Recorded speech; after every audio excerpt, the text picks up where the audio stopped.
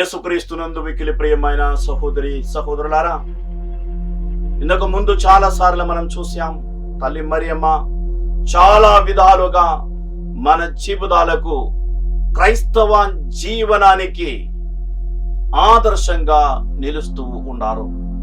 ఈరోజు ముఖ్యంగా మనం ధ్యానించుకునే అంశం తల్లి మరియమ్మ శిలువ కింద నిలబడడం.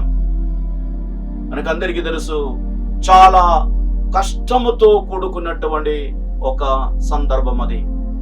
తాను కని పెంచి పెద్ద చేసిన తన ఏకైక కుమారుడు శిలువ మీద 3 మొలల మీద వేలాడుతూ ఒంటి నిండా గాయాలతో, భరించరాని వేదనతో శిలువ మీద ఉండడం చూసింది, శిలువ మీద మరణించడం చూసింది. చాలా బాధతో కూడుకున్నటువంటి ఒక సందర్భం అది. కానీ తల్లి మరియమ్మ చలించని విశ్వాసముతో యేసు ప్రభువును తన ఒడిలోనికి తీసుకొని తండ్రి చిత్తానికి తనను తాను అంకితం చేసింది. మన క్రైస్తవ జీవితములో, మన విశ్వాస జీవితములో ఒక్కొక్కసారి మనం శిలువ కింద నిలబడాల్సిన పరిస్థితి ఏర్పడుతుంది. శిష్యులందరూ పారిపోయారు.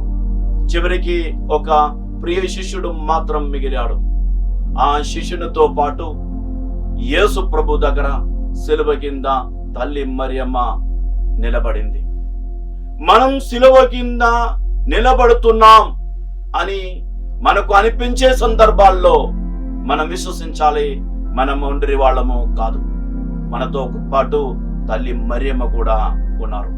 తల్లి మరియమ్మ ఏ విధముగా ఆ రోజుల్లో శిలువ కింద నిలబడి యేసు ప్రభువు శిష్యుడితో పాటు అక్కడ ఉన్నారు, అదే విధముగా మనం శిలువ కింద నిలబడేటప్పుడు, శిలువలతో, కష్టాలతో, సమస్యలతో మనం సతమతమయ్యేటప్పుడు మనం ఒంటరి వాళ్ళము కాదు.